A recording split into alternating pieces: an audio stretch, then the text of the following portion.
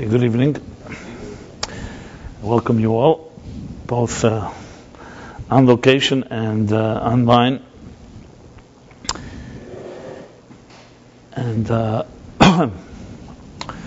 as I've often discussed, it's a fundamental principle in Jewish thought, is that time is energy, and that every period of time, whether it's years or months or weeks or days or hours or minutes or seconds, has its own unique energy.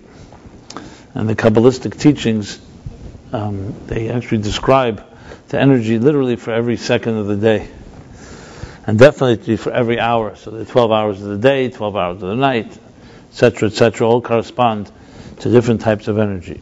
So we're now about to enter the new Hebrew month, the month of Shvat. So the Hebrew months, as you know, are measured by the lunar cycles, which means that every 29 to 30 days is a new moon, and hence a new month. So the word Chodesh, which means new, and month, all reflects the chiddush, the newness of a new moon. So we say a new moon, that's really the meaning of a new month in the Hebrew calendar. In just for contrast purposes, in the secular calendar, meaning the Gregorian calendar that we use today, nothing really happens at the beginning of a month.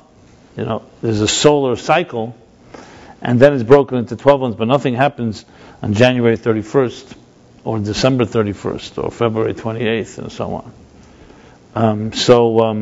27th. So, because that's just an imaginary line was broken in order to have months. But in the Hebrew calendar, the month actually is a beginning of a new cycle, a new lunar cycle. So every month has its particular energy and its particular power. Several years ago, I gave a series of classes throughout the year, 12 classes, 13 classes. It was a leap year. In the Hebrew leap year, there's an additional month of Adar. And there I discussed in detail each of those, the energy of each month, and above all, its relevance to our personal lives. So what I'd like to talk about today is something that is relevant to this particular day, the beginning of Shvat, Rosh Chodesh Shvat, which is referred to in the Torah. And I will quote. This is in the book of Deuteronomy, and it's the end of, close to the end of Moses' life. So I don't know if you're aware of this, but the 5 books of the Torah are called the Chumash. The word Chumash actually means a fifth, referring to Chumashes. Each Chumash of 5 Chumashim is 5 books. So there's the book of Bereshis, Shmois, Vayikra, Bamidbar, Dvarim, or the way they're more popularly known, Genesis, Exodus, Leviticus, Numbers, and Deuteronomy. So these 5 books, the beginning of the first 4 books are written in a chronological order, more or less, meaning from the beginning of Genesis, creation of existence, Adam and Eve, and then goes through the generations, the 10 generations between Adam and Noah, 10 generations between Noah and Abraham, and 7 generations from Abraham to Moses. And the first book of Genesis actually ends right there with Jacob's death and the death of the tribes. Basically, the first book comprises of 26 generations. And the rest of the Torah all take place within just a period of 40 years. So the first book covers several thousand years, and after that it's only 40 years. I mean, we have to also include that the Jews were in Egypt in bondage for 210 years. But that's really covered primarily in the first chapter in the book of Exodus. But then, as we're reading now, as the chapters continue, we're now in the early chapters, in the second and the third chapter they already leave Egypt, and from there on, it'll be 40 years from the time they leave Egypt until they reach the east bank of the river Jordan, which is the end of the Torah.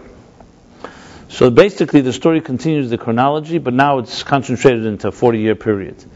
But actually, the story ends at the end of book 4. The end of book of Numbers, that's where it says, the last chapter in the book of Numbers is Maseh. Maseh means the journeys, and refers to the 42 journeys that the Jews took through the wilderness for those 40 years. 42 journeys.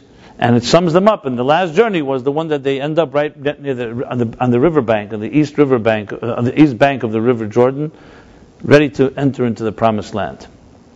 And then, so what is the fifth book? Where does the fifth book fit in? I'm just saying this is somewhat of a footnote, but nevertheless, it's just interesting to know the fifth book is actually Moses at that point, knowing, anticipating that he's going to pass away in the next few days. Actually, to be specific, in the next 27 days later, he shares his last will and testament, his legacy. So the entire fifth book of Deuteronomy, it's called Dvarim. These are the words that Moses spoke. All take place in 27 days. Moses reviews and repeats everything that took place, sums up everything that took place over the past 40 years since they had left Egypt. So the book of Deuteronomy is actually a repeat with additions and many different nuances, which of course are analyzed in every detail, many new additions. But Moses essentially reviews that which took place up to that point. And then this fifth book concludes, when we conclude reading it at the end of the year, on Simchas Torah actually, with Moses passing. The last verses talk about Moses passing away. And the Jews still remain at the east bank of the River Jordan. All this took place on the east bank. And they will enter the Promised Land only after the 5 books of the Torah conclude with the book of Joshua.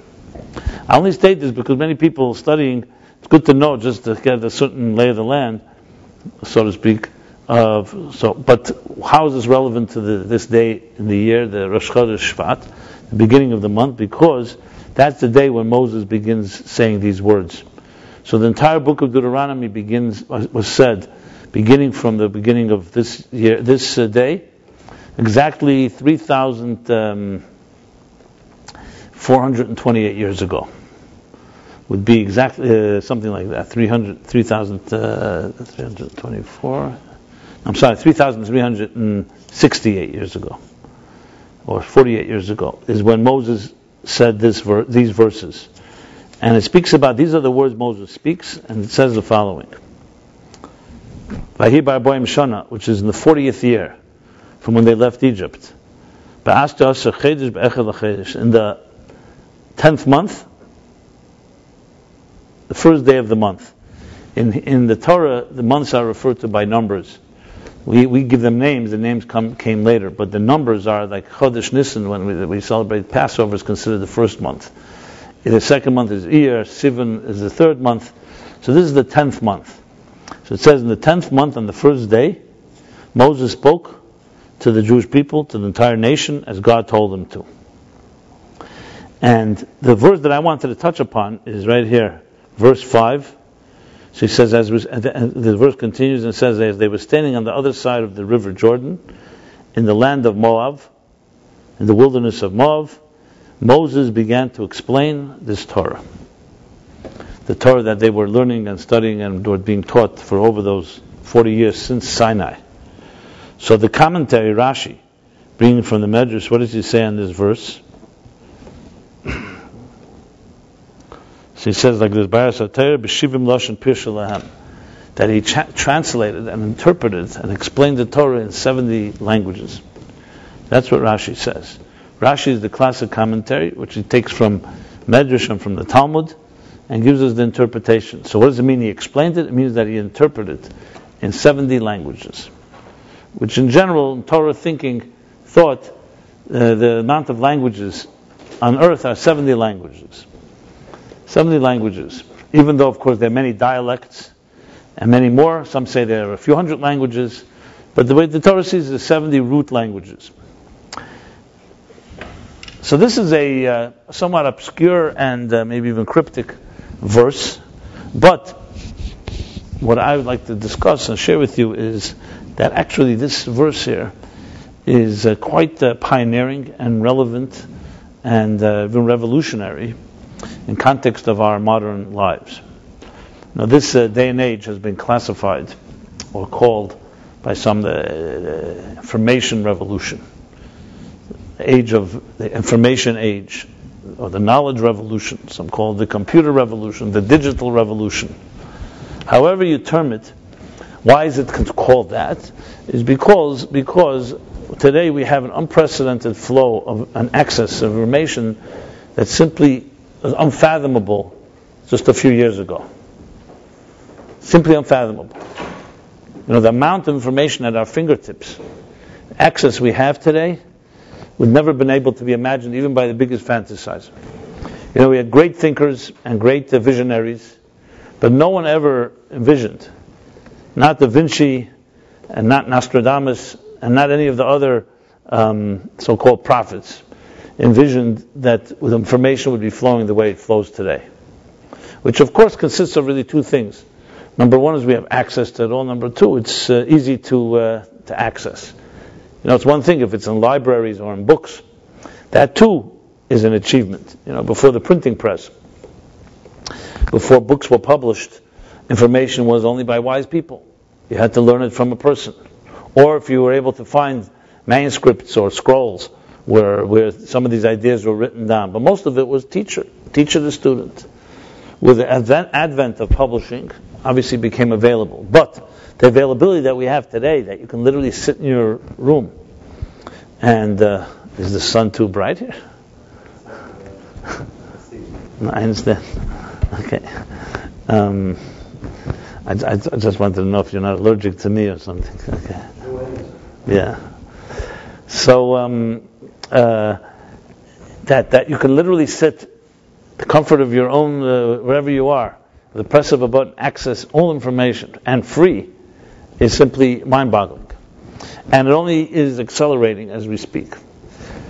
So on one hand, this can be seen like an unbelievable revolution, and on the other hand, it could also be seen as a deluge, because a lot of this information is a lot of garbage. As they say with the computer, at the infancy of the computer age, they would say, junk in, junk out. Don't think computers turn junk into quality. You put a lot of junk in, you're just going to get it out faster and more amplified. But so we also have an abundance of information that is useless. I think there's even a website called Useless Knowledge. It's actually an interesting website, but it's called uselessknowledge.com. Check it out. So if you have nothing to do, and of course we're all so busy, but in case you have nothing to do, check it out. It's interesting. But it's like I guess it's like tongue-in-cheek. Like when they came out with that series of books for dummies, DOS for dummies, finance for dummies, cooking for dummies, etc. So in the beginning they were wondering, who's going to buy a book? Well, nobody likes to be called a dummy. But in a way, because it was tongue-in-cheek, it became a marketing tool and actually worked.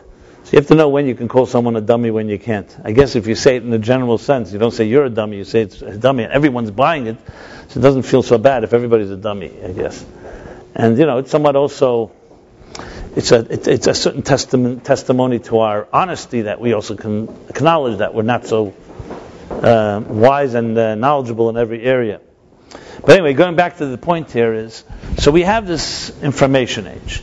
Actually, the only one that did predict it, if I may say so, and I'll address it a little later hopefully, was a prophet. His name was Isaiah, Yeshaya Hanavi. Isaiah, in the book of Isaiah, makes the following statement. And when you think about it, you wonder, how could he have known this? Even if you're the biggest skeptic, it's a pretty interesting statement he makes. He makes the statement that the world will no longer be, he says, will no longer do evil and destroy each other. But here's the main line. Because the world will be filled with divine knowledge as the waters cover the sea. Now you're talking about a man that lived 4,000 years, 3,000 years ago, 2,500 years ago, 2,600 years ago. Before any technology existed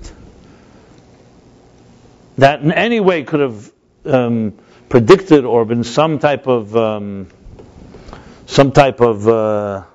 glimpse into the future, and makes a statement that the world will be filled with divine knowledge as the waters cover the sea. Waters cover the sea is a serious saturation.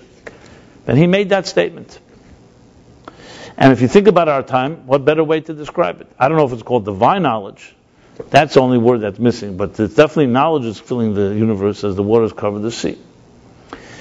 So, this is the information revolution we live in. And this is not just some academic discussion about modern science and technology. It affects us in every possible way. Simply the way we communicate. I mean, how many hours a day do you sit by some form of gadget or device, whether it's a desktop or a laptop, or iPad or an iPhone or a BlackBerry, even if they're phasing out or whatever it is? How many hours are we attached to these things? This has become the primary way of communicating. And of course, including to that also the cell phone element of it. Now, on one hand, it's very emancipating because you can literally, as I said, sit. It's changed the whole way we work. You can work at home and be as productive as if you're going into an office. Unless you need to meet anyone, almost everything can be done online today. And of course, it's going to continue to influence even more so as the next generation is born into it. Most of us were not born into it. I can't speak for you. I speak for myself. I'm the oldest man in the room here, so maybe some of you were born into it. But in my day, when I started writing, I used a good old pen and paper, and then a typewriter. Some of you probably never seen a typewriter, right? It feels good to say that, huh? I mean, it doesn't feel so pulling rank, but a typewriter. I used a typewriter. And then I went over to a word processor, etc., etc. But when I look at my grandchildren, I look at little kids playing intuitively with these devices, it's a whole different world. They won't have another option. This is the way they will type. This is the way they will communicate. So there are many changes that this is affecting, and until this day, it's still in its infancy. We don't really know its psychological, social, personal effects. How is it affecting relationships? Well, what I think I could tell you, even the world of the typewriter, relationships weren't doing so well either then. So I don't know if it's changed much of that. But today, the only thing is you have JDate, I guess. Has that helped the relationship situation? Maybe. I don't know. I don't know the statistics. But one thing, as I said, junk in, junk out. Having a healthy relationship is not going to be determined by technology. Just because you can communicate with someone faster and easier and Skype and so on doesn't mean necessarily you have a relationship. If you have a healthy relationship, you don't need technology. And if you don't have one, technology is not going to create one. Let's put it that way. Just in case you're wondering, Jeff. Okay? I say this to everybody, of course. And I didn't mean to point to you.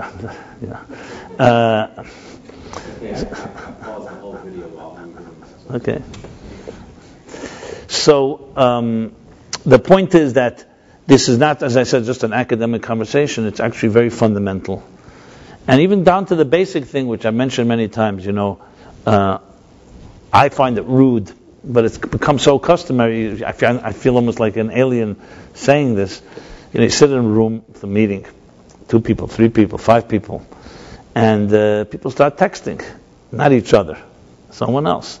And it's become customary. Everyone does this. Now, if you were sitting in conversation with somebody and someone else walked in, it would be considered rude if you suddenly turned away from the person you're speaking to, especially if you have a meeting with them, unless it's an emergency. Now, I know today the word emergency has become very broad, and everything is an emergency, because you never know. Maybe it is an emergency. There's always the possibility. But and I'm not saying this to castigate or to criticize anybody. I just find it interesting how easy it is for us to begin to do things which would basically be rude in any normal circumstance. As I've shared with you, once I was sitting in a car with somebody, I was trying to get his attention, and whatever I did, he wouldn't listen to me. So I texted him, and he's sitting right near me. And he says to me, "Why are you texting me? You're sitting right near me." Because I said, "It's the only way I can get your attention." He was busy texting the whole time. So with all its emancipating effects and all its freedoms and the flow and convenience, of course, there's also a very big downside, because it doesn't necessarily change anything about relationship. You don't become a healthier person due to devices or gadgets you own, as I said before. At the same time, it creates an illusion of power. And we could feel advanced. Look how much I can achieve. Look how fast I can achieve it. And we can. So imagine if you were able to have a refined human being plus technology, and technology doesn't corrupt, then of course technology becomes a tremendous asset and tool, because it just will compound, amplify the goodness of human beings. But if it becomes a power of its own, then what we'll do is amplify our weaknesses. And instead of us really shining, the machines become, so to speak, replace us in a way, and don't necessarily they depersonalize and dehumanize us. And it's a challenge because when you have conveniences like this, obviously no one's advocating, I wouldn't advocate ignoring technology as if it's some type of pariah and evil. It's a challenge like anything is a challenge. Just like any gifts, any opportunities are a challenge. We live in a free world. In a free world where we take for granted our gifts, we often become apathetic. And the more powerful our tools, the more complacent we can become. So that's the challenge we each have to have, which I shall discuss. But the reason I'm elaborating is because the real question is, where did this information revolution begin? And maybe if we were able to trace its roots to its real beginnings, we'd really understand its purpose, instead of just seeing it as an end in itself. Today, sitting at a computer is almost like an end in itself. It's entertaining. It gives you access to things. It's diverse. It's like television, but 1,000 times more, because it's endless. It's endless. Television, at least, I know there's some people have 5,000 channels, but it's still limited. 5,000 is still limited. Someone told me it takes them around 7 hours to go through all the channels every evening. That's what he does for a living. I mean, for a living, quote unquote. That's what he does for entertainment. And so we have all these options before us. And the question is, what is the gift, and what's the purpose of all this knowledge, and where did it all begin? So some people, doing the tracing, the scientists and the researchers analyze it, look for the roots of the technological progress through the years. So of course people identify 1440 as being the year when Gutenberg invented the movable type printing press, which of course changed the world in many ways, because for the first time information could be reproduced economically, and basically opened up the world of books as we know them. When Jeff Bezos of Amazon what was the word? What's the word I want to say? When he released the Kindle, Amazon Kindle, for the first time, people responding to the big critique that people said, this is the downfall of civilization, because instead of books, we're going to be having this electronic e-reader, which has since caught up. Kindle, the Nook, iPad, etc., etc.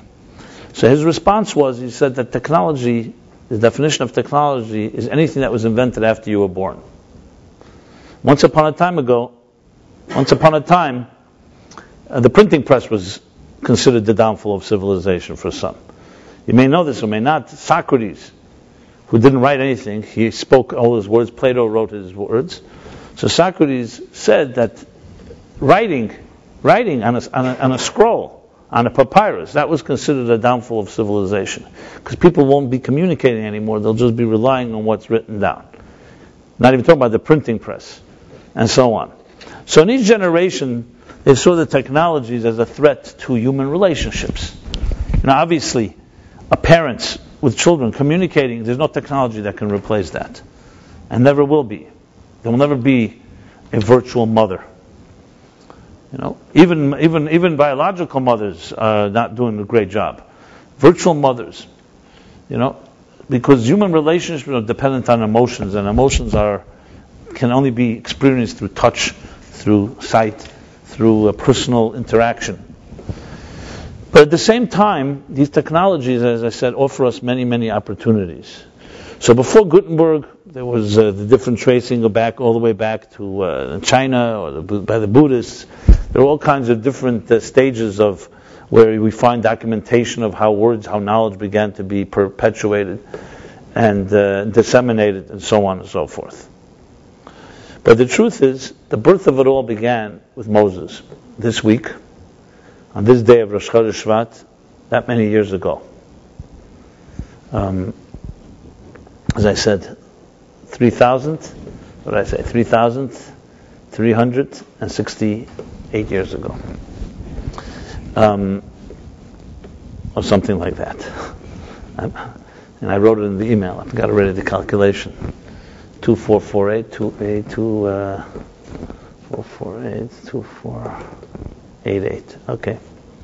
If you see it, tell me the exact number. Anyway, but getting back to this, so what happened on this day? Moses, who was obviously the first communicator of all, and the Bible remains the biggest bestseller of all time, and is actually the first main book that Gutenberg actually printed, because one of the things that sold was Bibles. That was like, guaranteed that if you print a Bible, or before the printing press, it was written in manuscripts and it was rewritten by scribes, that was for sure going to sell. So the Bible remains the biggest bestseller. And who is the communicator of the Bible? It's Moses. So studying Moses can teach us a lot about communication and about knowledge dissemination and about the age of the information revolution. And it all began. The date you gave was 3,284 years ago. Okay, 3284. Good. That's good.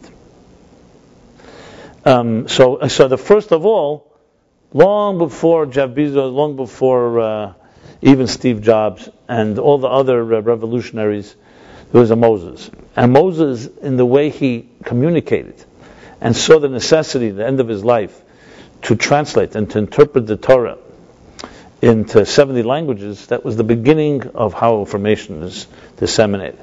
So actually, if we analyze and study these words, you can learn tremendous lessons on what knowledge is, what information is, how it should be communicated, and above all, as I said, how do you communicate it? How do you benefit from all the gifts of our information revolution, and at the same time retain and remain human and personal, and it shouldn't compromise. On the contrary, it should be an asset that helps us become better human beings. That's, of course, the biggest challenge of them all, as I said. Because when you have all this information and you don't have direction, it doesn't help. On the contrary, it just becomes more confusing. King Solomon said in the book of Proverbs, more knowledge, more pain. Which can mean many things. But more knowledge, more pain means more options. More options is always going to be more confusion and more difficulty. So, with that being said, let's discuss this for a moment. The context of, as I said, this whole information revolution. I mentioned before the prophecy of Isaiah. He said, the world will be filled with divine knowledge as waters cover the sea. Power of knowledge. I don't know who said it. I think they say Oscar Wilde said this. He said that people think that today in modern age we have a lower rate of illiteracy. The truth is, the only difference between now and the past is that today illiterate people know how to read. You ever hear that one? Illiterate people know how to read. Or as another statement, similar statement that's made is that we read more and more about less and less. Or since I'm already on a roll with cliches, I'll give you another bumper sticker, and that is that there are people who know the price of everything and the value of nothing. Okay, so all these fit into one big category, which is quality versus quantity. Once upon a time, they say today size doesn't matter. Once upon a time, things that were powerful were larger. Today we know that the invisible is more powerful than anything. The cellular structure, the DNA in a human being, the subatomic particles in existence. These are the forces, the microscopic forces that shape everything. So we understand today that quantity and quality are not exactly always equatable with one another. You can have something of tiny, tiny quantity, but its power, quality can be enormous. One mutation, God forbid, in 75 trillion cells in the human body will wreak havoc. Take out one dot or add a dot to millions of lines of code, programming code, and the program will not work. So we appreciate today, when you think about it, these minuscule, the microscopic, small little details. And as such, it gives us a whole different perspective on what is really power and what is really value. As I said, the fact is, I think it was Salinger that wrote in the Catcher of the Rye. He wrote, "I consider myself illiterate, but I do a lot of reading." today, because we have access to so much information, and all you got to do is Google, or Professor Google, they call it, Dr. Rabbi Google, or Wikipedia, etc. Well, you got to do that. You can also create an illusion that you're almost a big scholar as well. And I've been guilty of this too. You're looking up; it's easy to find things.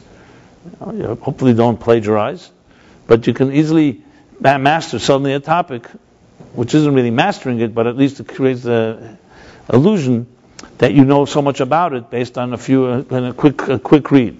Now, I still think it's a gift and it should be used, but it's like even when Maimonides codified the Torah.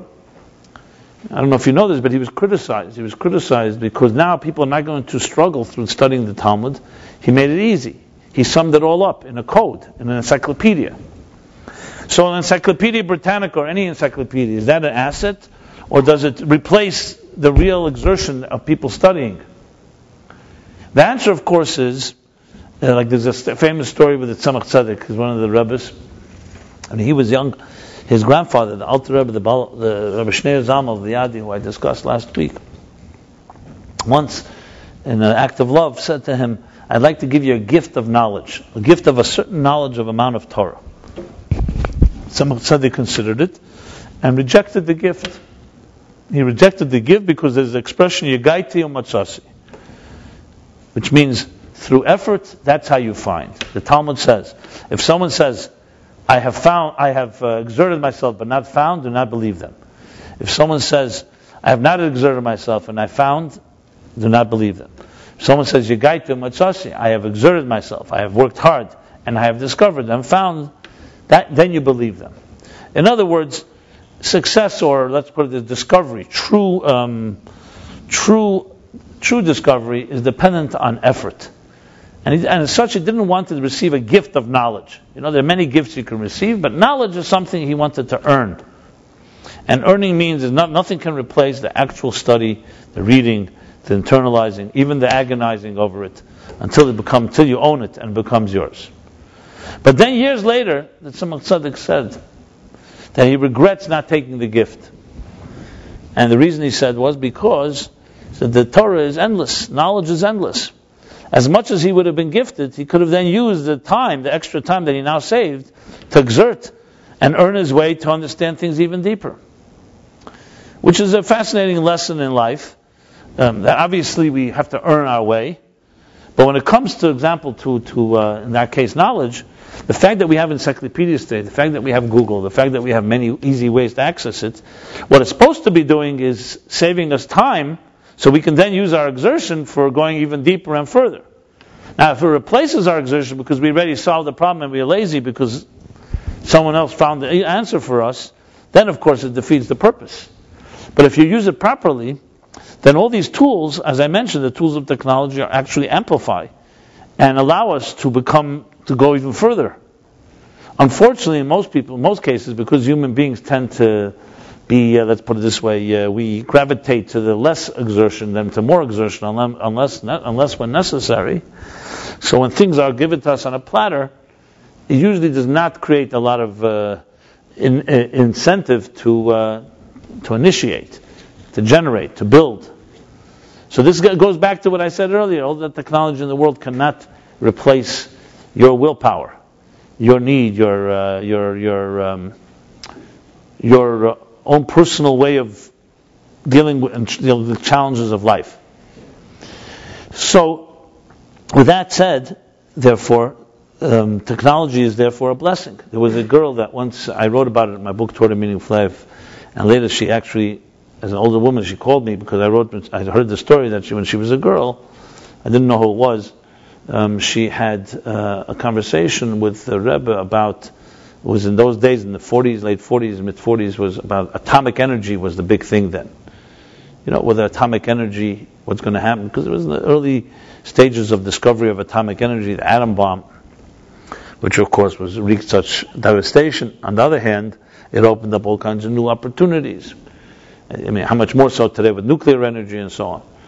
So the conversation, she asked him whether atomic energy is a good thing or a bad thing. Which was, I said, that was the discussion then. And the response of the Rebbe to her was, Look at a kitchen knife. Is a kitchen knife a good thing or a bad thing? And of course the answer is, it depends how you use it. If you use it to cut food and use it for proper needs, it's a gift. If you use it, God forbid, to hurt someone, or by accident you hurt yourself, it's not a gift. So it's neutral. Technology is neutral. All advancements are neutral. And it all depends how you use it. The Talmud even says an interesting question. One of the Roman philosophers said to Rabbi Akiva, said to him, to the sages, he said, if God didn't want to have idolatry, people worshipping the sun or the moon, should have destroyed the sun and the moon. And his answer was, because of the fools, God's going to destroy his universe. Because there's some fools who don't know and appreciate what the sun and the moon are about, instead worship them, God will destroy the universe he created. So the commentaries there ask, the Tesis Yontif, namely, why didn't he follow up with the question, why didn't God destroy the fools? And of course the answer is because then you can't take away free will. That's the choice we all have. So therefore, the gifts of life are basically, they're neutral. It depends what you do with them. Like some people say, well, if I was born into wealth, I wouldn't have any problems, and I would be a great person. Well, there are people born in wealth, and they're not such great people. And there are people born in poverty, and they're excellent people. Because these things are neutral. These are gifts. Every gift can be used this way, it can be used that way. There are people born into wealth and have a sense of entitlement and a very unhealthy life. As a matter of fact, even a result directly of their wealth, or the way everything was given to them, they're spoiled, a distorted sense of what is important, not necessarily a need to ever work hard. These things don't always bring out the best in people. And there are people born in wealth who actually have overcome this challenge, and then it's a great gift. Now I know many people say, give me this gift and then I'll worry about it. Fine, no problem. The Torah gives everybody a blessing to be very wealthy, and then hopefully you'll use it well. But the point is that all these gifts are all neutral. Nothing will make you a better person, only your own efforts. There's no such thing. There's nothing in the world that you can purchase, or you can earn, or you can inherit that will make you a better person. Everything can go both ways. Just being aware of that is also a healthy thing, because some people think it's an objectified world we live in. Commodity. Give me this, and I'll solve this problem. Give me that. It's absolutely incorrect. We should all be blessed with have everything, but don't think it solves anything. What solves is a person's effort, and effort comes from integrity, from an inner search. Sometimes, unfortunately, through crisis and through things getting broken is what wakes some people up. So to go back to this discussion here, so we have the information revolution. I would say, to broaden it, it's not just about information. It's not just about knowledge. It's about everything. It's about every gift that you and I have. We all have our gifts. Maybe the greatest gift of all today is the gift of freedom. We wouldn't have the luxury to be inventing technologies, and let alone using them, if we were living in time of war. We live in peace. You wake up in the morning, you don't have to worry that someone's attacking you. I'm talking physically. It wasn't that way for our grandparents. They lived in a world where every morning and every night, and they never knew who's going to be knocking on the door, when they'll be arrested, when they'll be killed, expelled, and so on. This is the story of the Jewish people for thousands of years. We live in a free world. And I don't just say this for Jews, I mean for all human beings. The United States has not, thank God, fought a battle on this soil for over 140 years. I mean, that's a big gift. That's not so common if you look in the history of nations, that no war is fought. Because war creates, ravages the land, it's upheaval, it upsets the whole balance.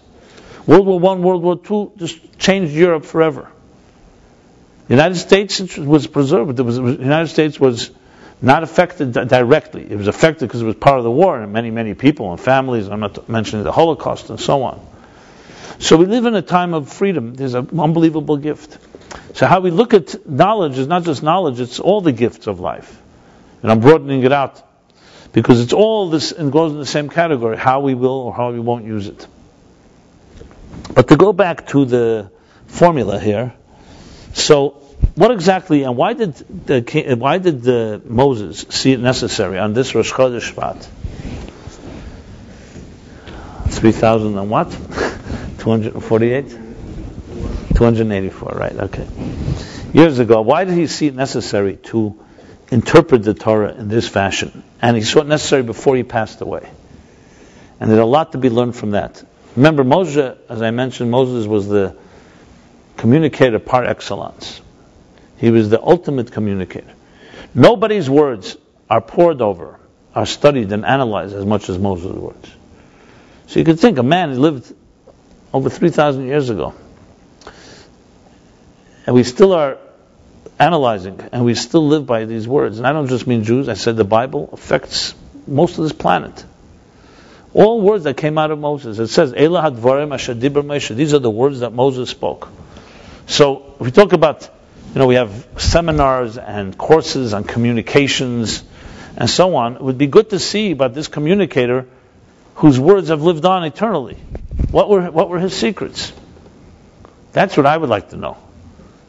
Because you want to learn about communication, you want to learn about someone who's communicating thousands of years ago without technology, without television, has no videotape left from him, and yet his words continue to echo and resound in the world. Even atheists feel it necessary to contend with, to take into account Moses' words. So what was about the secret of his communication, and what did he know? What did he do here in this Rosh Chodesh Shvat? As I said, before he passed away. So we go back to chapters that we just read a few weeks ago, where Moses was chosen by God to redeem the Jews. So there's a very interesting dialogue, a very strange dialogue. I discussed it a few weeks ago when we spoke about the sneh, about the burning bush. So one of the reasons Moses rejects and tries in every possible way to get out of this job, this mission. God's sending him, go to Egypt, go speak to Pharaoh, let my people go so they can serve me. And Moses has every reason not to do it. And one of the main reasons that he explains why he chooses to decline, which is not accepted by God, is he says, I am a man of no words. Those are his words. Lo ish dvarim anochi. And and 3 different times he expresses it in 3 different ways. I am a man of no words. Then there's an expression, he says, I am aras v'sayim, my lips are sealed. And then finally another language, kvad peh, the kvad lashon. My mouth is heavy, is difficult. And my tongue is heavy and difficult. Which is clear that Moses had a speech impediment. However we understand that. It says later he was healed by Sinai. But regardless, he had a speech impediment. The Medrash actually tells the story, how that came to be. It says when Moses, of course, grew up in Pharaoh's palace. This little Moses was not a simple child. He was born to Amram and to Yocheved, but they hid him in a basket on the water. And the story goes that Pharaoh's daughter came and stretched out her hand, and she took the child and brought him up in the palace of her father. That's why it's called Moshe, as a matter of fact. It's not his real Hebrew name that his parents gave him. Moshe means, the Torah says, from the water, I drew you out from the water. Minamayim mishisihu, that's where the root of Moshe comes from. Which is also fascinating. That his name, the name that becomes so popular, is a name that Pharaoh's daughter gave him, not his parents. And the name that, what does it mean? Drew him out of water, that's why he's suddenly called Moshe, and this becomes Moshe Rabbeinu, the great Moses. Which will be understood in the context of what I'm going to say now. So the story goes that he was sitting on the lap of Pharaoh as a child, and he grabbed at Pharaoh's crown, which in the superstitious Egypt was considered a bad omen. A child grabbing the crown meant he could be dangerous. So Pharaoh immediately called in his advisors. What is this? What should I do? He had 3 advisors. One advisor said, kill the child immediately. This child is dangerous. He's grabbing your crown, one day he's going to challenge you. That's how he saw it. And he was right, actually. The second one said, it's nothing, it's a child, ignore it. And the third one said, let's test it. Let's put in front of this child 2 chests a chest of precious stones and gems, and another chest of hot coals. If the child will grab the gems, we know it's a very intelligent child. He knows, and therefore he should be put to death. If he grabs at the coals, you'll know that he's just grabbing. A child grabbed at a crown. It was meaningless. So the Medrash tells the story that Moses, they put the two chests in front of him, the little child, and he stretched out his hand for the jewels, for the gems. And an angel came and moved his hand to grab the coals. And what does a child do? He put the coal to his mouth. Children put things in their mouth. And he therefore burned his mouth, and from then on had the speech impediment. So the Medrash says. Which of course just compounds the question, what exactly is going on here? First of all people, why does God then want to choose someone who can't speak well? So critical. Remember, this was a time there was no video, there was no audio, there was speaking, communicating. You want to alter a communicator, as Moses said, why are you choosing me? I cannot speak. Choose my brother, Aaron. He's a speaker.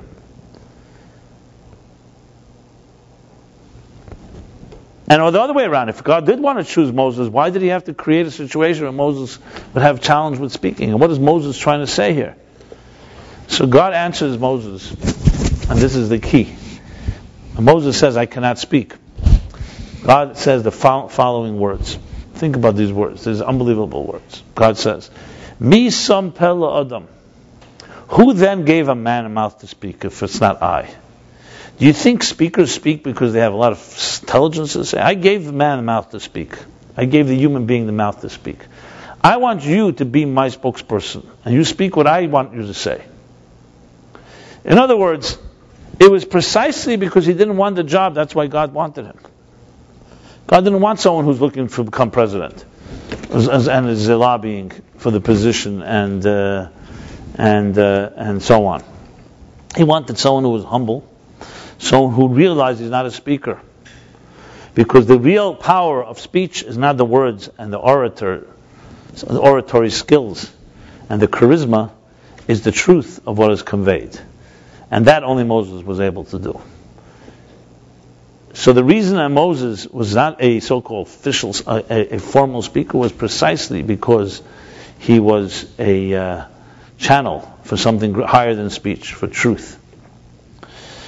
So the truth is, interestingly, this man who says, I am a man of no words, as I mentioned before, whose words do we know more than anyone's on earth in history? This man of no words. To the point that this book that I was reading, Sefer Dvarim, the book of Dvarim, it's called Eila Dvarim. These are the words that Moses spoke, documented forever in the Torah. The words of a person, of a man of no words. So which one is it? And the answer is that there is words and there are words and there are words. There are people who have very good skills. They are very persuasive. They're manipulative. They know how to tug at your heartstrings. They know how to get to you. And then there are people of truth and integrity. This doesn't mean they're not mutually exclusive, which means you could have both. But the fact that somebody can get away with faking it means that necessarily truth is in the domain of polished oratory skills. Moses' words live on forever. You know why? Because they weren't his own words. Because a brilliant person, as brilliant as you may be, ultimately it's your brilliance that's shining out. How long can that last? That can be around as long as you're around. Who says it's going to be around 3,000 years from now? Who really care what you have to say on this earth 3,000 years from now? Forget about 3,000. What about 30 years from now? Or a year from now? Or a day from now? But when a person speaks truth that resonates, words of God that speak to the heart and talk about the things that really matter in life, that is never forgotten because it's not his words. Anything mortal can only be powerful as the mortal is. If you want something immortal, it has to be a channel for something greater than yourself. Moses understood that, and that's exactly why he was chosen. He was not a man of words. He was not interested in speaking. He wasn't interested in influencing. He wasn't looking for power, even for healthy reasons, even for beautiful reasons. He was a truthful person. As the Torah says, he was the humblest person that ever walked on earth.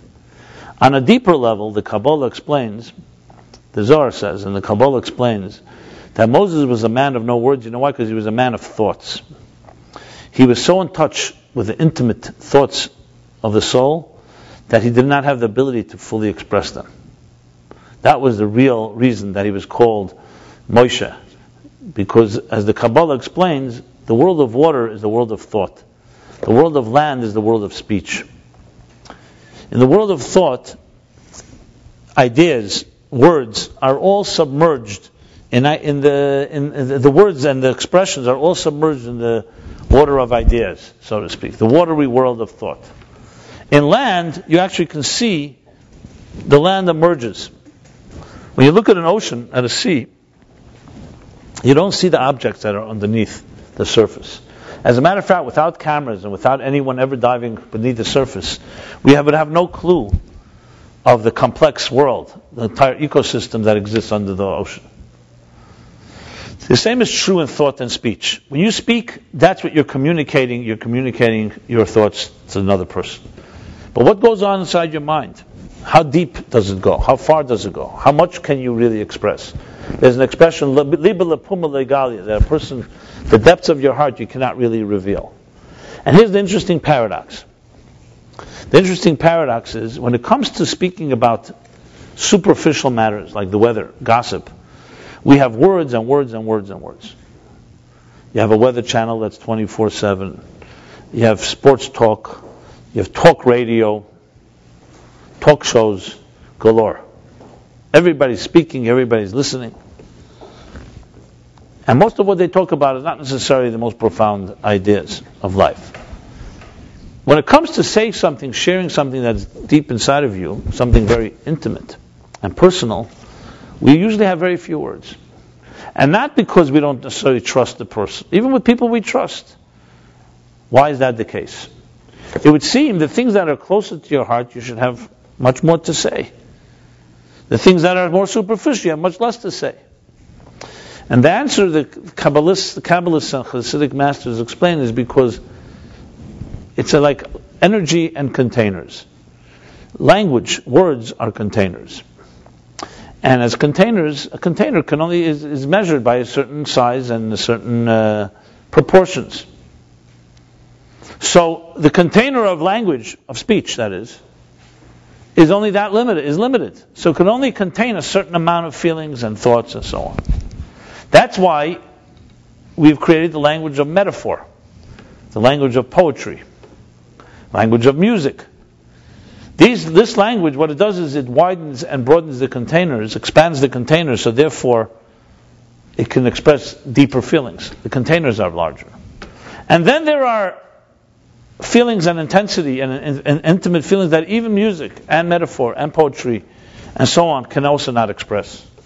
Sometimes it's just a cry, a sigh, an oy vey, or a laugh. In one sigh, in one laugh, you can express more than entire volumes. Because the intensity is so powerful that there are no containers, and the only container is just a cry, or a laugh, or a sigh. And then there's a level of intensity that even a sigh, even a sound, is already too much. So the kol lo yishtama is the expression used. It's a voice that has no voice. Or sometimes kol d'mama daka, the subtle, delicate, gentle voice. And in that lies more power than the greatest roars and sounds and thundering voices. Because what it contains is intensity of energy that no container can fully express. Which is why, in a tragic situation, you find the concept of the idea of shock. Someone suffers terrible trauma. At the moment of the trauma, they can't even cry. It's so intense, nothing comes out. Then comes another point when they get a little away from it, distant from it, they can begin to cry. And then, of course, the other levels of the catharsis necessary. So the point is that the formula, the way it's stated is, the more energy, the less containers. The more containers, the less energy. So when you hear someone blabbing away for too long, you can rest assured you're probably not missing much. The deepest things are said in very few words. And the greatest teachers know how to measure their words. They say they reveal 1 inch and conceal 2. You learn more over the years from the great teachers you have, from what they didn't say and what they did say to you. Because it's about the space in between. It's like the white space on a page. There's more white space than there are letters. They're the invisible forces that are in communication that are much more powerful than the visible ones. So you need words because we need to communicate to some extent, but between the lines, as they say. What's between the lines? Words from the heart. The feelings behind the words. These things are much harder to quantify. You can't just measure it. You can hear something that deeply touches you, and you will not be able to repeat it. You know why? Because it's not because what touched you was the speaker who is in touch with those ideas, and for you, or feelings, and you've heard them, so you had the recipient of them. But for you to communicate them requires your own heart and soul, and that takes a new effort. You can't get away with someone else. You can't just repeat verbatim what someone else said from the heart. Someone speaks to you from the heart. It has more than just words involved. There's a feeling, there's a certain integrity, there's an intensity. And I give the example, once upon a time, talk about illiteracy, there was a time where people couldn't read, so they would hire readers.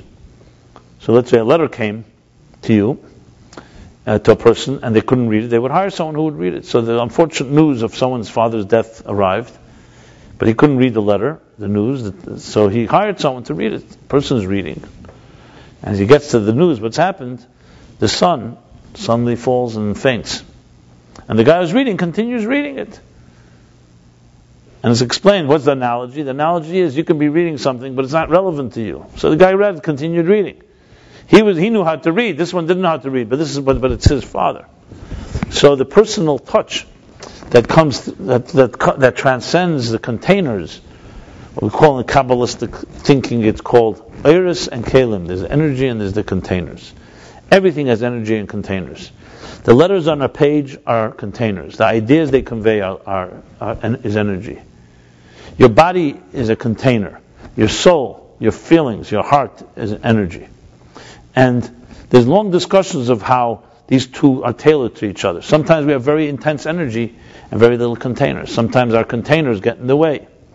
So there's a whole challenge of how you communicate a lot of energy with the containers that you have. That's itself an art. You often find, for example, children, when they were in school, they were considered stupid because they were shy. Some of the most brilliant kids were shy, but because they didn't speak, that was misunderstood as being stupid or being ignorant. The way really it should be understood was that someone can have a lot of energy, a lot of intelligence, but they may not have the tools, or may not have the courage to express those tools. So often when you see someone's not accomplishing something, it doesn't mean they don't have the ability. On the other hand, you have people who, for example, don't have that same intensity of energy, but their tools are developed. That's why you'll find some people through training can achieve more than someone who has the gift. So obviously the best of both worlds is having the gift and the training. So both are necessary in a healthy relationship, in a healthy self-actualization. So with that said, to go back to what I was discussing here, Moses. So Moses was the quintessential epitome of communicator. And that's why his words lived on, because it had nothing to do with him. It was not about him. He wasn't here to pontificate. He wasn't here to glorify himself. He wasn't here to make a name for himself. As a matter of fact, he goes down as a person who did not even consider himself a speaker. And those words, because as God said, who gives man a mouth to speak, that made Moses a true channel for higher wisdom. And you'll hear from anyone that is a true teacher, and true wise people will always tell you they channel wisdom. They never conceive of wisdom. You channel. Truth cannot be created by any human being. It doesn't belong to anyone. Everybody has it in their heart and soul. It's a God-given gift. By the virtue of your birth, you have truth inside of you. The question is, how many layers are blocking it from you to see it? So a good teacher helps unclutter the veils, helps the layers, so you can allow the truth to emerge. And that was what Moses was ultimately about. So now Moses comes to the end of his life, and he realizes that he has 27 days to live. He was told. So he decides and he knows that what he's going to say now is going to live on forever. So he makes sure to use the best possible way. And this entire book of Dvarim is Moses speaking. This is Moses speaking, the man of no words speaking. He's the person that you want to hear, the people who don't have words. So he begins speaking, and right away at the outset, the first thing he does, he knows that it's going to be critical that the information that was conveyed thousands of years ago, how will we know thousands of years later that it still carries truth? You ever play the game telephone, right? You can try it right now. If I whisper in your ear a word, and you whisper in another person, by the time it gets there, it'll be a completely different word. And this is in the same room within 5 minutes. Moses was concerned and understood the challenge. How is he going to convey truths about life to a generation? And then that generation would die, and they would have children, and those children would have children. They would go through all the upheavals of thousands of years, and here we are in the 21st century, and we can say that we still are in touch with the integrity of the message. How is that possible? This was the greatest challenge of all. How do you communicate that? And remember, there were no recordings. Even if there were, today we have Photoshop, and we know that the recordings can be altered. So technology doesn't necessarily guarantee integrity. It just means you have all kinds of tricks of the trade. And here Moses spoke orally, verbally, and people had to memorize what he said. And he was able to implant these ideas into the nation, into the people, into the book, and it still lives on till this day. This is one of the greatest mysteries of all history, because this is like nobody was able to do that. Can you show me a system that is word for word, has been read exactly the same way from those days? So there's a few tricks, a few secrets that Moses understood. And the first one I already discussed at length, but let me just sum it up. The first one, as long as there's an ego involved, as long as there's self-interest involved, there's no way that the communication can be maintained. The reason when we play telephone, the word will get distorted is not because necessarily someone has self-interest, is because we mishear. Because you hear my word and you're trying to repeat what I said. But if you're able to, if I shared with you a truth that resonated inside of you, and you were asked to share it with someone else and resonate inside of them, and if it's done effectively, it won't be compromised at all.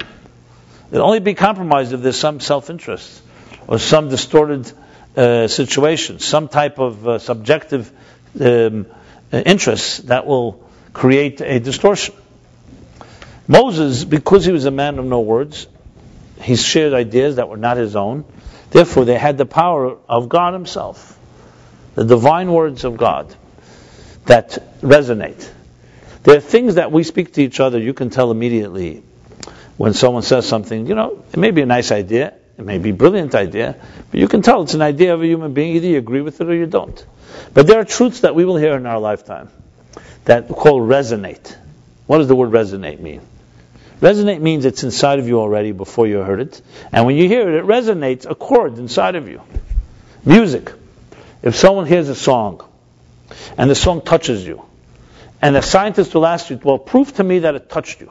You don't need any proof. You know it touched you.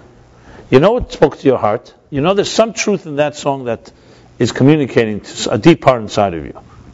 And it makes no difference how many monitors you're hooked up to know that your blood is rushing, or to know that your blood pressure went up because you heard the song or whatever it is that the music did to you. So there are things that are called resonance. And resonating things are a different level of communication than just ideas. And Moses understood this, and that's what he ultimately communicated. But there's some other things that he did that would ensure that these ideas would perpetuate. At the end of the book of Dvarim, it says that he wrote 13 Torah scrolls. And he gave each tribe one Torah scroll, and one was placed in the Azara, or in the Holy of Holies. And the practical reason was that in case there should ever be a discrepancy in the Torah scrolls, they would go and check with the other ones and see where the mistake is. And they all were discrepant. He would go into the Holy of Holies where no one was allowed to enter and compare it to them. Listen to this interesting, fascinating fact. How many Torah scrolls are there in the world today? Who knows? Hundreds of thousands. There are no two Torah scrolls that are different. As much as Jews argue, as much as Jews don't believe the same things, as much as I just was reading, Newsweek has the statistic that Jews are by far the biggest atheists, and so on. With all that, Torah scrolls have never been changed. And there are exactly 304,000, I think, again, I don't know exactly, 468 letters in the Torah. And there are a few places where there may be different opinion exactly how a letter is written, but it's been that way from the day Moses wrote the Torah scroll. Now tell me, how is that possible? Very simple, because there's a rule. To write a Torah scroll has to be written with a particular sanctity by a scribe. You cannot photocopy it, you can't fax it, you can't do it from memory. Every Torah scroll ever written is proofread and compared to a Torah scroll before it. Meaning that every Torah scroll is in direct chain, direct link, all the way one back to Moses. And the Torah scrolls we read in the Torah, not the printed Chumash like this. The actual Torah scroll is handwritten by a scribe, and that's how it's always been done. What does that say? That says that should anyone ever come and just decide, you know what, I don't like this verse, or I want to change a letter or two, it won't work, because there's just too many Torah scrolls around. And Torah scrolls were always considered sacred. People ran into buildings to save them from burning buildings that were lit by the Nazis or by other anti-Semites throughout the generations, throughout the history. And these Torah scrolls were preserved. And there are many other things that Moses implanted, including rules of how you can be assured that a Torah is being interpreted in the correct way. Because, of course, the biggest question is, how do we know over all these generations the rabbis didn't just come up with some idea? Maybe it was a mistake. Or maybe other rabbis disagreed. Here we rule our lives, the Torah governs our lives, gives us all kinds of rules about Shabbos, or kosher, about everything. And you see people argue. Some say this comes from the rabbi, some say this is from the written Torah, some say it's from God, some say it's not. The arguments go on and on. The truth is, I don't want to digress into another topic, even though it's an important one. But I want to go back to what Moses did here. So by Moses communicating the ideas and then writing these scrolls, and then what I said on Rosh Chodesh Shvat, what he began doing was he began to interpret it in 70 languages.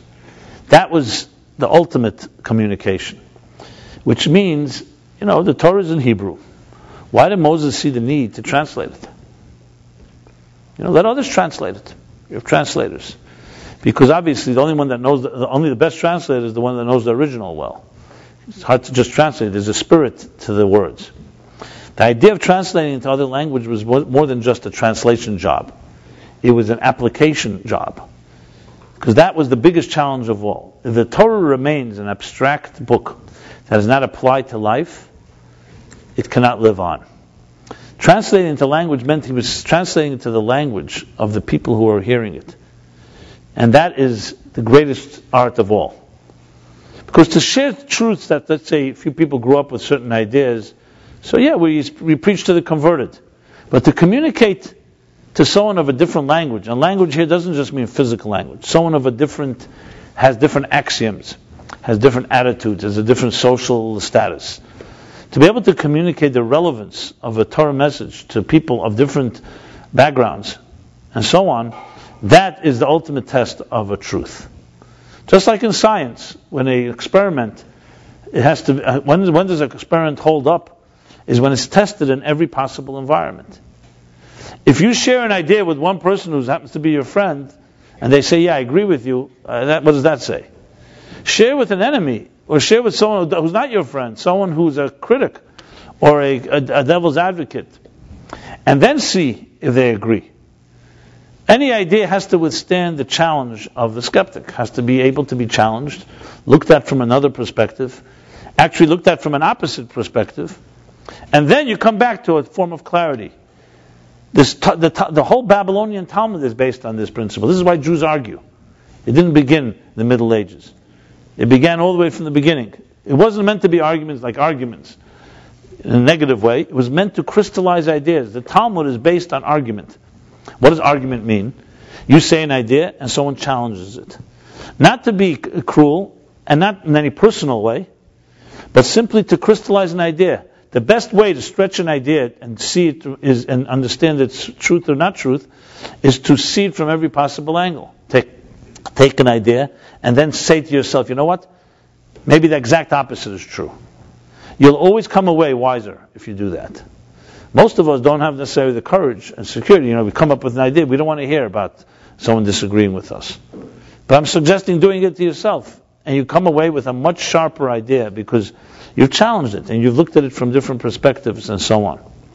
So the idea what Moses was sharing, and this is how began the so-called, as I said, the information revolution, was information is not just about ideas. It's not just about facts. It's about conveying truths and conveying methodology.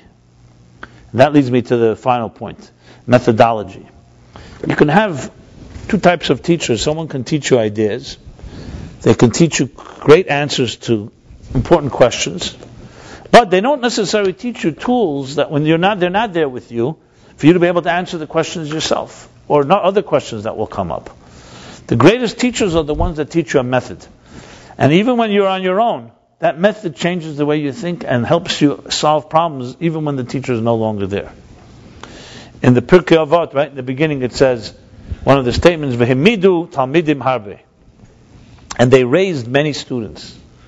The Hebrew word himidu means to make them stand, which is an odd word. It should have said they educated many students, they taught many students, there's many expressions. Himidu, amida, means to stand. Why make them stand? Why make them stand? And the answer is because the key goal in true education is make you stand on your own feet. And this is interesting, dispels one of the big, big myths. Unfortunately, one that's fed all the time. Myths come from somewhere. Stereotypes are usually there for a reason because someone lived up to this stereotype. So you have like the guy who says, just because I'm paranoid doesn't mean no one wants to get me. Just because it's a stereotype doesn't mean it isn't true. So this big stereotype is that religion demands, annihilates individuality and demands conformity. Well, maybe religion has been misrepresented that way. Maybe for many people it is that way, the communities they grew up in. But if you ask Moses or Abraham or some of the real pioneers, they will tell you the exact opposite is true. A true godly experience is teaching you to have the confidence to be an independent individual and being able to resolve your own issues. So a good teacher teaches you a method. They don't just teach you mind control and teach you this is what you do, this is what you don't do. It teaches you a method to apply to your life. And each of our lives are different. There are things that are ideas that I apply a certain way and you'll apply a different way. To have the confidence, the security to communicate in that way means that you have confidence in the idea, and also you believe in your students, you believe in the people you're teaching, because you're giving them tools, and let them take those tools and, like mature adults, figure out how to live their lives, not to answer all their questions. Great teachers, as I said earlier, will not answer most of your questions. They'll give you the tools to answer your questions yourself, which always is healthier. Obviously, there are times where you need to have advice. You need to have someone who's wiser, more objective. But the ultimate goal is learning how to find that methodology yourself. And that lives on forever.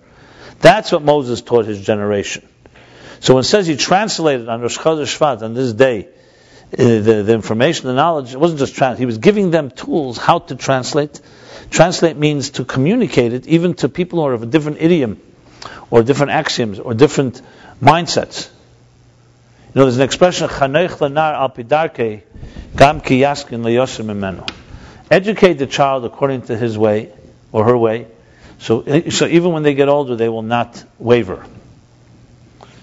The expression here, the key emphasis, al pidarke, according to his or her way.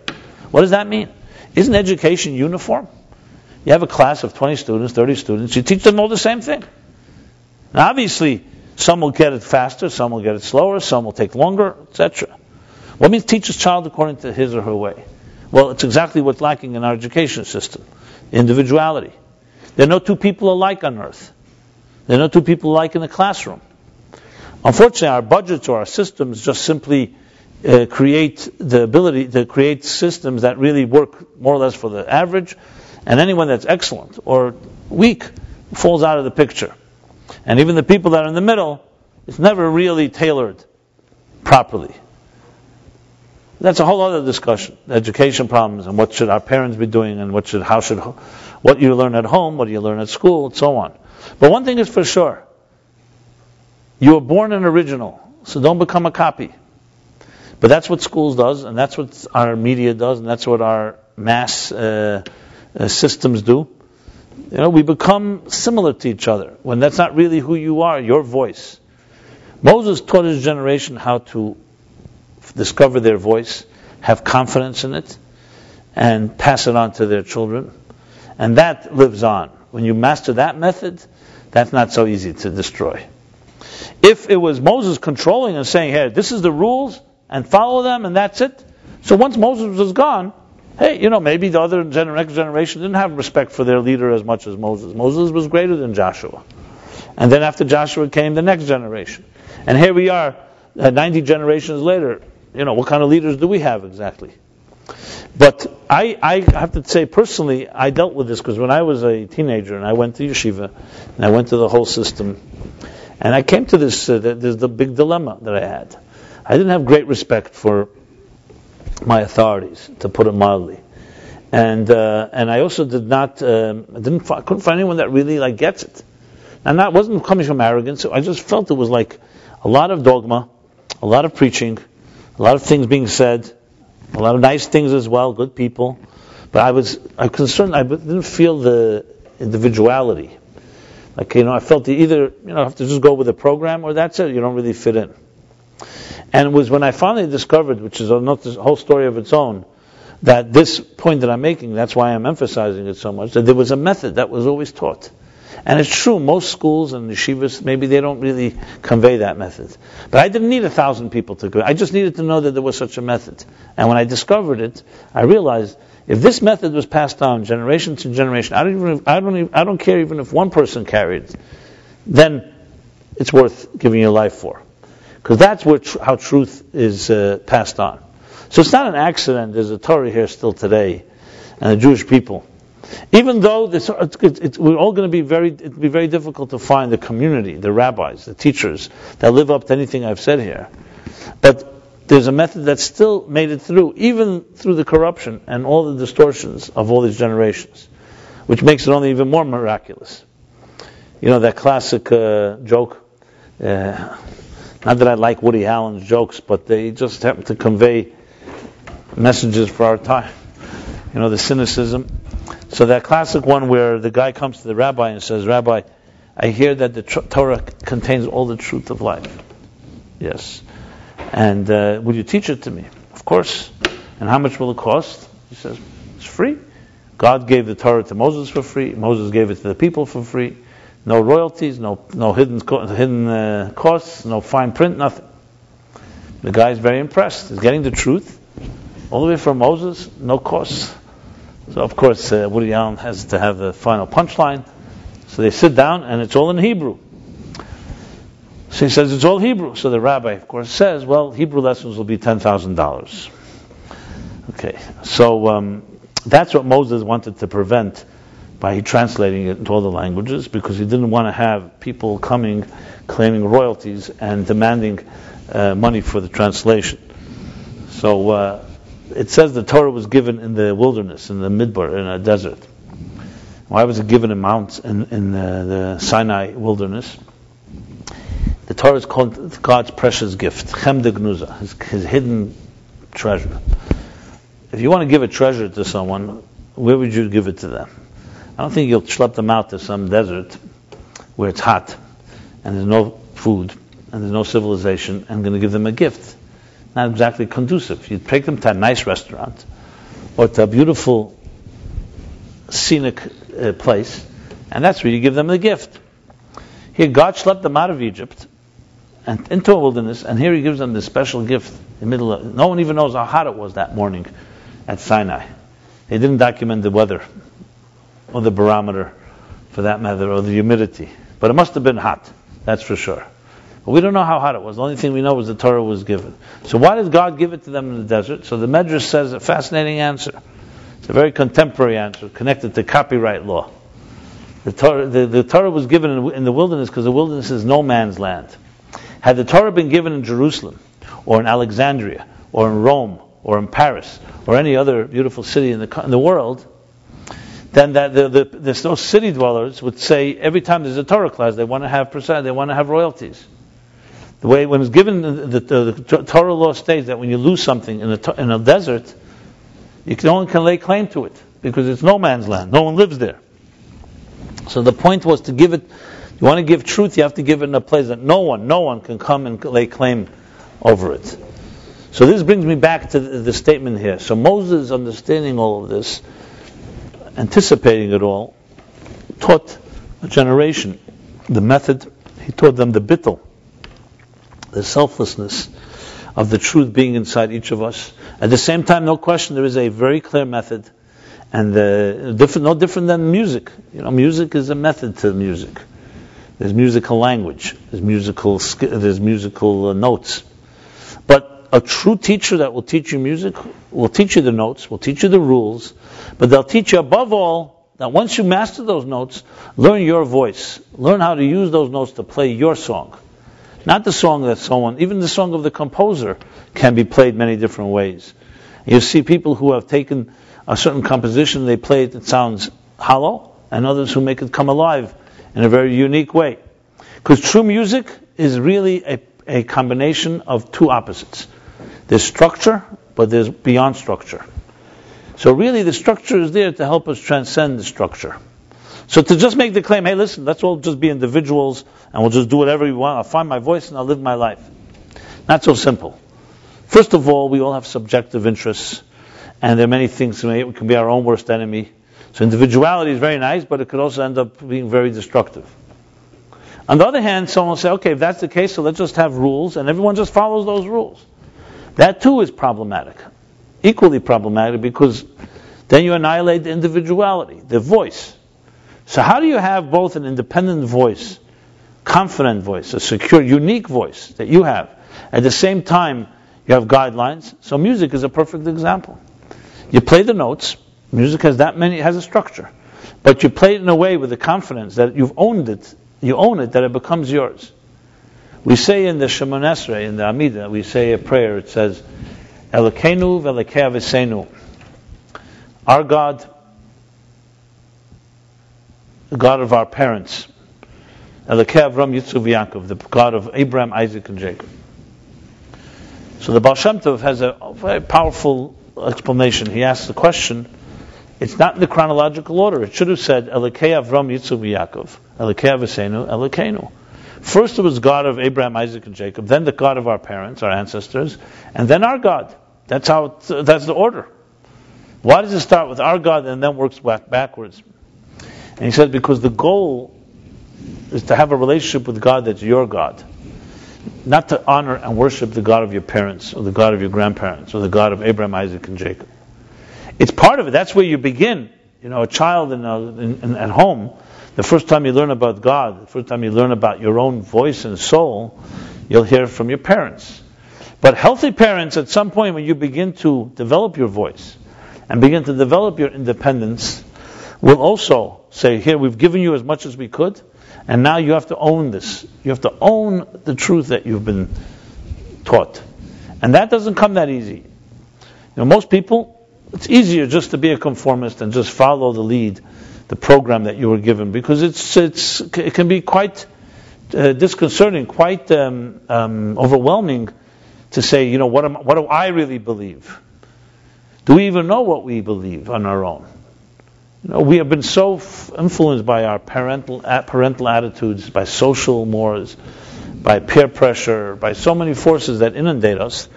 Do we even know what's my voice as opposed to the voice around me? We all love to say we think out of the box, and we're independent, and we're individuals, and we have our voice, and there's a lot of advertisers who keep telling you if you buy this product, you'll really find your own voice, which I would find as being quite ironic. But you have to buy their product, no one else's, to find that voice, and so on. So, can we really know? Not that easy. That's why the first commandment to the first Jew is Lech lecha ma'artzecha. God tells Abraham, leave your home, the home of your parents, your homeland, the place of your birth. Because if you really want to discover yourself, you have to figure out what you are without other influences. Not so easy. Most of us do not have the courage to just explore that. It can be very terrifying, because when you're on your own, what are you going to discover? And what happens if you discover that's not exactly what you were told? You're ready to, do you have the courage to act on that? These are questions that are not so simple. And Moses understood all of this. And that's why he didn't just give them a Torah. He said, here's a Torah, but there's a method. And there's a selflessness that's necessary. And there's courage. And there's translation.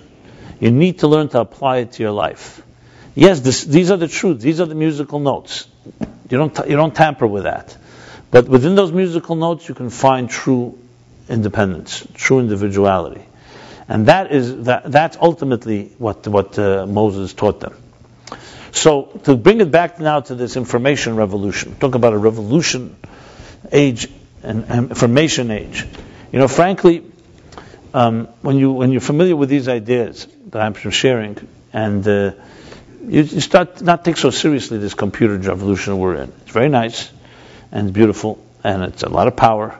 But I don't think power began in this day and age. Power is someone that 3,500 years ago spoke, and we still know what he said. We are living a very instant gratification, what they call ADD or ADHD generation. Fast food. We are impressed by things quickly, and we want to move on. We don't necessarily look at things in the long term. And technology actually, in a way, feeds into that, because it gives you very quick results. So you expect quick results. That idea of something taking time until it gestates and processing, we're losing touch somewhat with that, because technology becomes an end in itself. So you have to start wondering, who's the master, who's the slave? Who owns whom? Does information own you, or you own the information? And that's what Moses ultimately taught. That's why, from my perspective, Moses' revolution was far greater than what we have today. What we have today is big machines. Machines that can crunch numbers quickly, give you information quickly. But necessarily quality, and something that will perpetuate, something that will endure, something that speaks heart to the heart, that technology has not done at all. And that brings me back to what Isaiah said. A world filled with divine knowledge as the waters cover the sea. So we have a world filled with knowledge that as the waters cover the sea, and it's only growing. Or they say now, I think every year, information almost doubles. So we have today more information than all of history combined is being produced as we speak. But the question is, what kind of information is this? So Isaiah said, divine knowledge. Deus Hashem. What is the difference in divine knowledge and regular knowledge? Well, there's a few differences. One is, knowledge can also be very arrogant. I know. The more I know, the bigger and more important I am, the more powerful I am, the more influential I can be, the more I have an advantage over others. Divine knowledge is about, the more knowledge you know, the more you serve. Like Moses. The more you learn how to give. The more you learn how to discover your mission in this world. The more you illuminate others. Another distinction between the two is that knowledge that is divine is in your control. It's not just an end in itself, that you have a lot of knowledge, a lot of power, a lot of access, but there's it becomes something that becomes a tool to experience something greater. It's like a channel for something greater than us, as I mentioned before, the wisdom that is beyond our own. And many other differences. But the bottom line is that we live in a very powerful time. Much is given to us on a platter. But there's great lessons we can learn from this day, Rosh Chodesh Shvat. A day that Moses chose to begin to communicate in a way that translates. I think in a way we are all charged with this mission, to be translators. We all have our sphere of influence. Tomorrow, tonight, you'll meet your friends, people, strangers. And the question is, as I always point out, is whether what happens in an interaction, even a simple interaction. Do the person that you're speaking to go away improved, or neutral, no change, or detrimental? we are all charged with the mission of that, whoever we come in contact with, and whatever situation we come in contact with, to do something to improve it. And that requires a certain translation. People who speak from their hearts are people who take emotions that are really not expressible and find ways to express it personally that can help empower someone, that can give hope, that can deliver some warmth. We live in a very cold world, a world where, unfortunately, not so easy to say I have a real friend.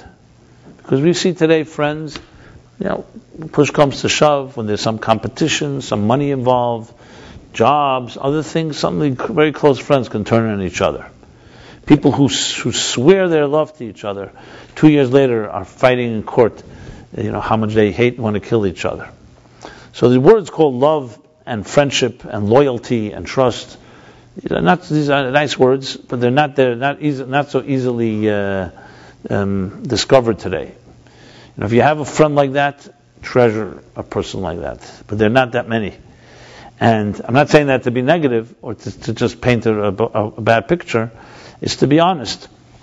But the fact is, it all begins not necessarily whether your friend is that way. The question is whether you're that way.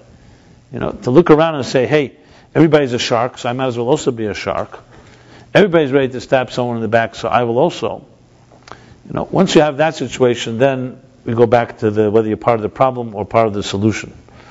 So I was trained, and I look at Moses as a role model, and the Moses that were in my life, trained to think in terms of, forget about what everyone else is doing. We have enough of that, that endless poem, I'm watching people, watch people, watch people, watch people. You can go on and on like that. Never ends. Or you start looking at yourself and saying, what do you generate? What confidence, what courage and confidence do you have to give? Is it all dependent on what others are doing? Now, I'm not suggesting to be naive and to give to people who are hurting or people who are just taking. But there are many people that can use a good word. They can use a lending hand. They can use some warmth. And basically, in very simple language, this isn't just about education. This is about sharing method. It's about sharing light that helps people become better people. And even when they're not in your presence. Moses was the ultimate teacher in that way. That's why he was the leader, and that's why till this day we call him Moshe Rabbeinu. Moses, our teacher. We don't say, the teacher of the past. You speak about him, if someone didn't know, they think Moses is alive today. Moshe Rabbeinu. Moses is our teacher. Because of his humility. Because he knew he was a man of no words. Because he conveyed truth. Because he taught method. And he had the strength, presence, and mind and heart to have confidence in people to stand on their own feet. This is why he's still called a teacher. Because that's what a real teacher is about. So there's much to be learned from this great man. And the fact that, as I said, when the proof is in the pudding, you don't need better than the fact, and that his words continue to plague some people, but inspire many others. But they definitely still hang. Those words are still here, however you twist or turn it. That there's much to learn from this great communicator, and much to learn about the information revolution and the age of knowledge. And every time you Google and tweet or Facebook and all the whole list of, have these tools. There's like 40 different things. I never really went through all of them. Did any of you do that? All those social things that come on most of those sites. Just to go through them is effort. But the point is, next time you Google, think about Moses. That's the bottom line. and think about what the purpose of knowledge is. And the power of it, and above all, as I said, that it's all about not how much knowledge one has, but how much what you do with it. I had my uncle, my mother's brother, was unfortunately killed in a car accident a number of years ago, and so he left a widow and children, beautiful family. So I was once in my aunt's, his widow's kitchen, and I see on the refrigerator another cliche, another line. And I asked her, why is that here? She said that was her favorite line of her husband's, which was my uncle's. So the line said that, what did it say? It says, nobody cares how much you know until they know how much you care, which was really epitomized what kind of person he was. And his yards are actually coming up in 11th of Shvat. But it's not his line, but it's an interesting line. So nobody cares how much you know until they know how much you care. What do you think about that, Tov? Is that true? Tov, I need your validation. Okay. So, care. To care is a big thing. And caring means, of course, on a personal level, on a collective level, on many different levels. So hopefully, this Rosh Chodesh Shvat, this new month, and the energy of this month will awaken in each of us the Moses within. Each of us has a small Moses inside of our souls. So we all have power like that, the power to teach. But as I said, teaching is more than just, some people say, I have nothing to teach, I don't know anything. First of all, there's no such thing as that. Everyone knows something. The Mishnah in Pirkei Avot, in the Ethics of the Father, says, Ezu Chacham, who's the wise person? The one who learns something from everyone. Which teaches you two things. That everyone has something to teach, and everyone has something to learn from everyone else. In case you're wondering. So the fact is, each of us have something to teach. But above all, teaching doesn't always mean the vast amount of just information. Teaching is an example, by example. Teaching is when you touch somebody, when you care, when you share. And you do it, Moses was not a philosopher of ideas. He's a person who lived by his philosophy. Bertrand Russell once said, when they asked him how does he behave unethically, he's a professor of ethics at Cambridge, so he said, I also teach mathematics and I'm not a triangle. Okay? Which is of course the cardinal rule of academia, that I don't have to be what I teach. I'm like this detached, objective observer scientist that watches things from behind a slab of glass. Well, Maimonides put it this way, the exact opposite. You are what you teach, and you teach who you are. And a Talmud Chacham, a true scholar, if you want to know what they're like, you don't look at their oratory skills, or their brilliance, or their writings, or their papers, or how many degrees they have. You look at how they walk, and how they talk, and how they eat, and how they drink, and how they sleep, and how they deal with people, how they on daily basis, the details. It's in the details. Because in Judaism, knowledge is not divorced from action. Knowledge is action. The fact that we don't always bring it into action, that's because of our own limitations. That's divine knowledge that covers, in the world that will be filled with divine knowledge as the waters cover the sea. Which is why such knowledge is not just knowing something is wrong, it actually causes you not to do it. Like that, lo and behold. It's not just that you know, you actually don't behave that way. And I remember, I'll conclude with this. I remember in this class many years ago, we were up in our, this is part of our travels, our 42 journeys. We were then on 81st Street and West End. Remember those days? Okay. At the Boyaner Klois, as they call it, the Boyaner Stiebel. Boyaner Shul at 81st and West End. And I was giving a class. I remember it was a different setup, but it was a pretty full room. And I was speaking about conditional love and unconditional love and so on. And as I was going on and waxing eloquent about all this, about unconditional love, there was a guy sitting to my right. And he began to mumble. I noticed he began to say something. He was like, he got caught up in his own thoughts. But the mumbling started becoming rumbling. And it started getting louder and louder and louder. Until the point he was talking loud, the top of his voice. So I stopped speaking. And he was basically saying exactly right. Unconditional love. You never can trust humans for unconditional love. You want unconditional love, you can only get it from a pet, from a dog. This was what he was saying. And he was going on and on. I was quiet. And I remember a woman from the other side, like maybe there, she yelled at him, said, "Can you shut up? We came to hear Rabbi Jacobson." And I remember he gave her this look with his eyes. He looked at her with this he said to her, "You're so shallow." Oh, because she said, "What's this thing with dogs? What are you talking about?" He said to her, "You're so shallow." I remember that. Anyway, now, I don't know what was bothering him.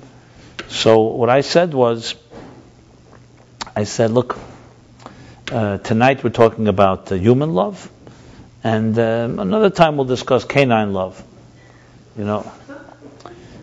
And he said, okay, I understand. And that, he settled down. And instead of turning into a whole riot, it diffused matters. I share the story not so much to toot my horn here, but I listened to what happened here, which was a lesson to me, tremendous lesson. A woman who was coming to the class for maybe 2 years, I knew by face, I didn't know her name. Later I got to know her. So she comes over to me after the class, and she gives me a little note, which was folded up. Okay. I take the note home. I didn't open it until I got home, and I opened it up at night, after I got back after the class. And this is what she writes. She writes, I've learned many things from you in the last 2 years. But tonight I learned more than all your teachings.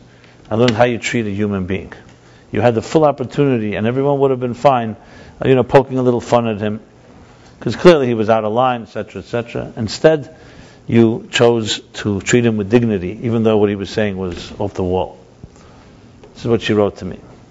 And obviously I didn't have it calculated, but it was it left a deep impression on me, because I realized over the years I've been teaching, and sometimes you think it's your teachings. I know very full well that more than teaching that affects people, because I know what's affected me in life. I know when I used to give my class at home years ago in my home, I know sometimes it was this chicken soup being prepared for Shabbos that had effect on more people coming to my house than the class itself.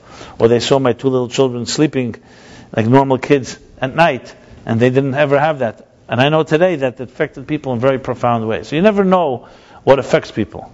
Obviously, you have to do everything you can, And this is not my retirement speech. I'm not quitting teaching.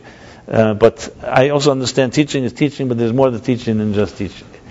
So I wanted to say this to all of you, that remember that, and maybe nobody's looking at you, maybe you think nobody really cares whether you're an example or not example. But the fact is, maybe you have to become one. And even how you treat people on a simple daily basis, no big dramatic things, I'm not talking about serious situations, even small matters, make a major difference. And it comes down to how you see your life. Are you here to illuminate, or are you here to take? Are you here to give, or are you here to take? That's what it comes down to. Moses was a giver. He understood and had the confidence that he can give. And he understood that all the gifts that we have are here to help illuminate and warm those around us. So I invite you to that club. It's not my club to invite you, but it's an invitation, it's an open invitation, and hopefully that I can live up to it, as well as our team here, Meaningful Life Center, and Jeff and Velvel and Philip, whose class will not be taking place tomorrow night, right? Philip did ask me to announce that he has a show coming up when it's January 30th, 8 p.m. at the 509 Fifth Avenue. So anyone interested in a boogie woogie mystic and his incredible band, Always Something, performing there on Monday, January 30th. So you can call us if you need more information. And finally, one of the ways that we stay in touch, even though I've been talking about technology and mixed feelings, is through email. So I just don't want to be a hypocrite. The fact is, however, that emails do have a power, because you can reach people very quickly. I might as well tell that story that happened many years ago. I was driving to East Hampton once for a Shabbaton, and I stopped at a gas station to fill up my car, and there was a guy right next door to the gas station was a club. So they were getting ready for a Friday night party. So there was a guy in the parking lot parking cars, and he asked me if I'm staying for the party. So I said, not this one, I'm going to another party. But then we began to talk. And this young guy, middle of nowhere, somewhere out in the island, and he says to me, so what do you do? I said, I write, I teach. He asked me, what do you write? So I shared with him a bit. So he said, may you send out an email, put me on the list. So fine, I took his name. I got back to New York later after Shabbos, and I put him on the list. And that's it. I didn't forget the story, but I never know what's going to happen. This was 8 years ago, probably. So around 3 years ago, 4 years ago, 3 years ago, 5 years later, I get an email from him. You probably don't remember. I was the guy parking the cars. You probably didn't know I was Jewish, and I was, and I am. And I grew up, my parents died at a young age, both of them. I was left alone. I have no Jewish education. But I want you to know, from the day that you started sending the emails, this has been my connection to Judaism. I pray Yom Kippur with them, Shabbos, and he started listing all kinds of Hanukkah. He knew all kinds of, his whole thing was around this. He says, I don't go to any synagogues, I don't have any community, but I want you just to know that. And it was like, it left such an impression on me.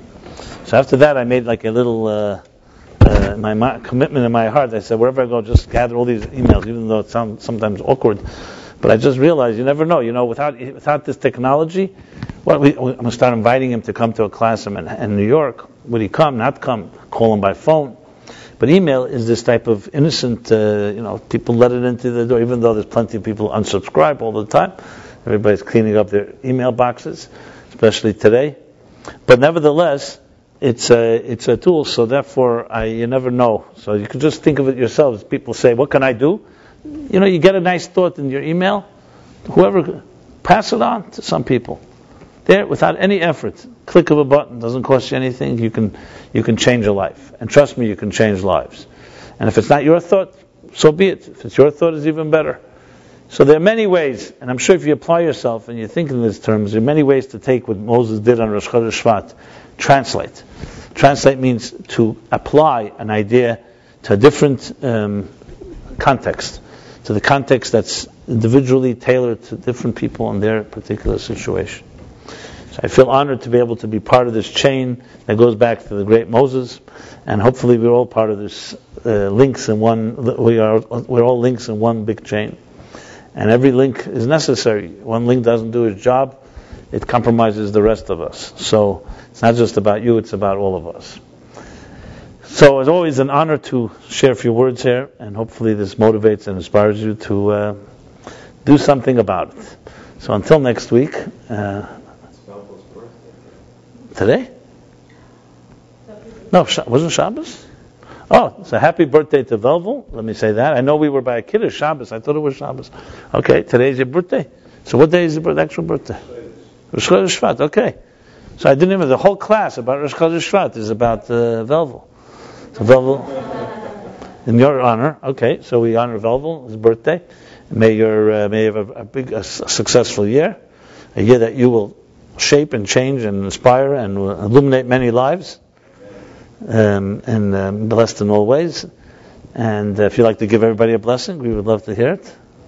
So we wish you whatever you want, revealing the way to happiness and joy.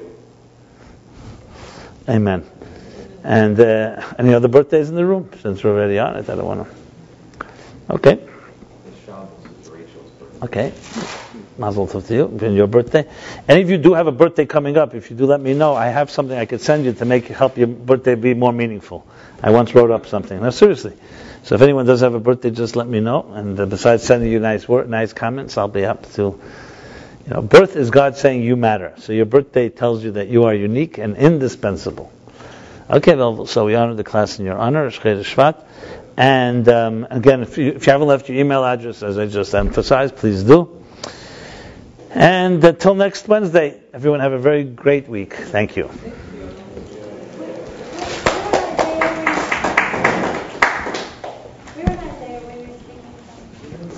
The verse is...